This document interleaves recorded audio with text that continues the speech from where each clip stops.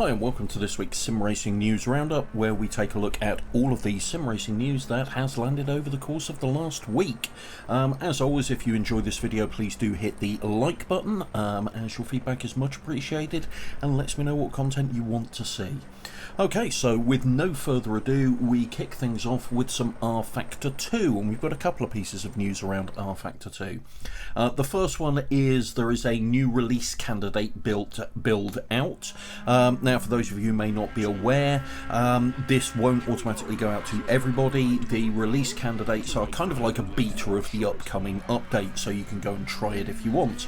And if you do want to have a go at it, just go to your Steam page for RFactor 2, and if you go to the little cog tool option and go to betas, you can select the release candidate there.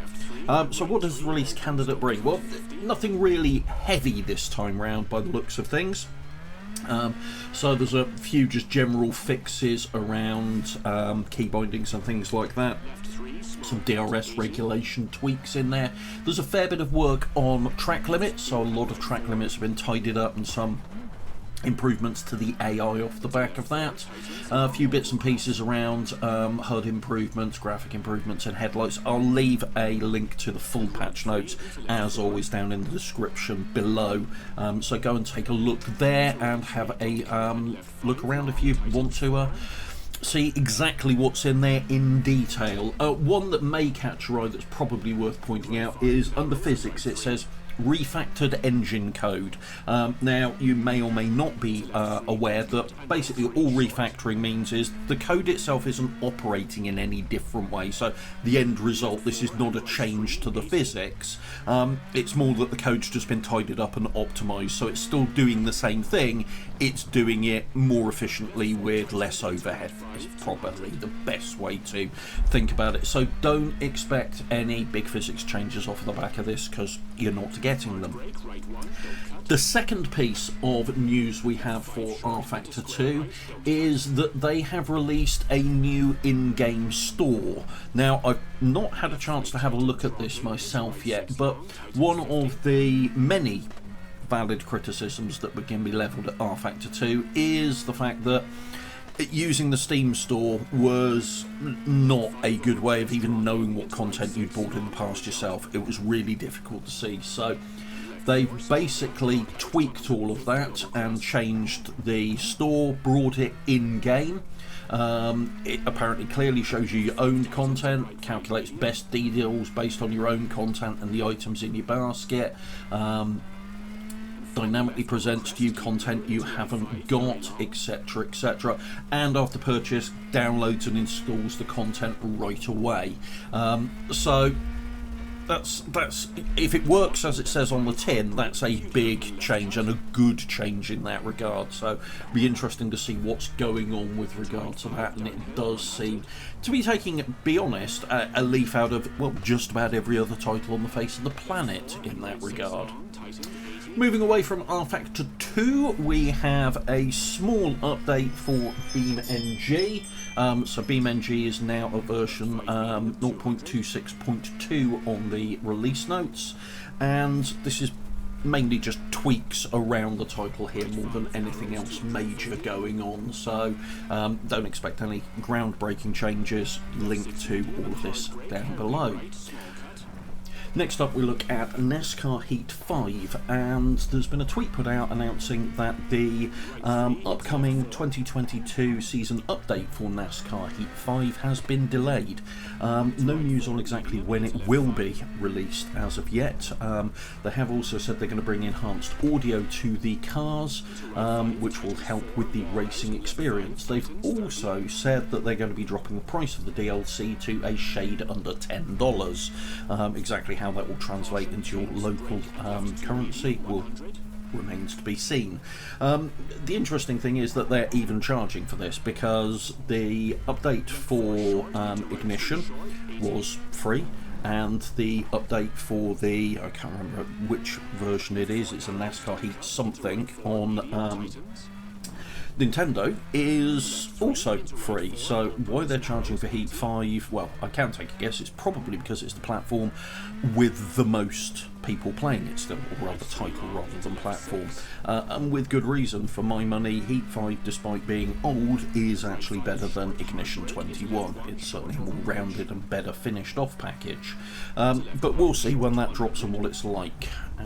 Okay, moving on to Redout 2, they have put forward a small update, and most of the update, in all honesty, adds a few new features and a few little bits and pieces around there, but most of it is there to support the new DLC, which interestingly is called the Summer Pack DLC, because pretty much depending on which part of the world you're in, if you're in the Northern Hemisphere, we are most definitely not in summer anymore.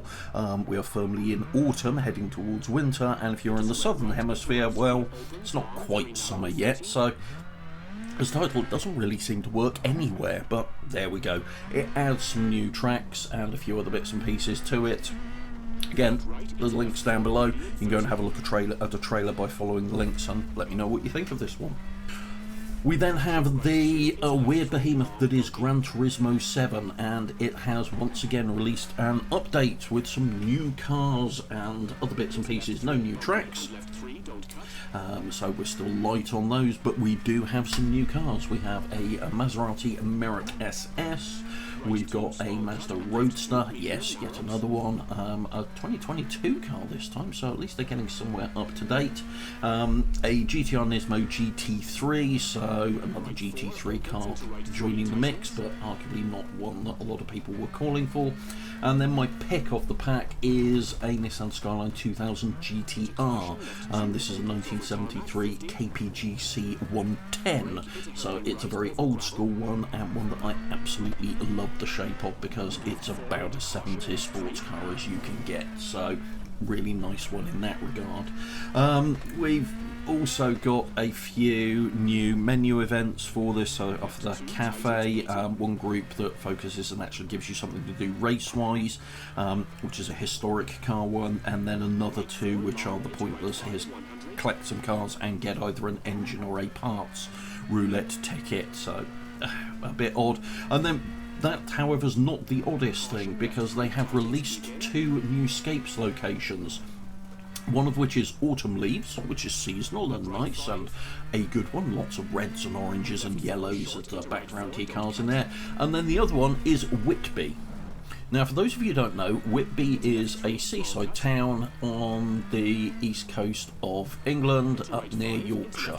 Well, actually in Yorkshire. And if you'd have put a gun to my head and said, have a guess where the next Scapes location for Gran Turismo 7 is going to be, Whitby would not even have been on the list, so odd one there.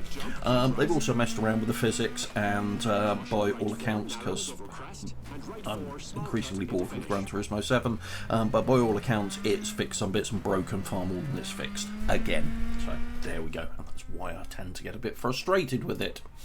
And then rounding things up, Dakar Desert Rally has had an update. And this is the first of their big ones that they are putting out. So there's a wide range of fixes in this, particularly around wheel use and wheel support. So they've extended an awful lot of the wheel support, improved the force feedback support, improved AI behaviour, handling on bikes and quads, and a load more stuff. They've also expanded the map, so it's a big extension on the map, and that's part of some DLC, and it's free DLC. And that now brings us Dakar Rally 2020, 2021 and 2023 to join it. And the patch notes have got a full list of the events down below, so there's a huge amount of new stuff come from Dakar. Now, this has only just landed, this one, so haven't remotely had a look at it yet, but it does continue to prove that Dakar Desert Rally is offering at least decent value for money in that regard. So that's this week's Sim Racing News Roundup. Let me know what you think in the comments down below. The footage that you have been watching is actually WRC 10, no mods this week, mainly because WRC Generations is coming out in a week or two's time, and I wanted to just spend a little bit more time getting back into the WRC series because I am looking forward to Generations landing in the near future. As always, I hope you've enjoyed the video, and if you want to see more content like this, please do subscribe to the channel and hit the bell icon to be notified when new content gets uploaded. Thanks very much for watching, everyone. Take care. Bye.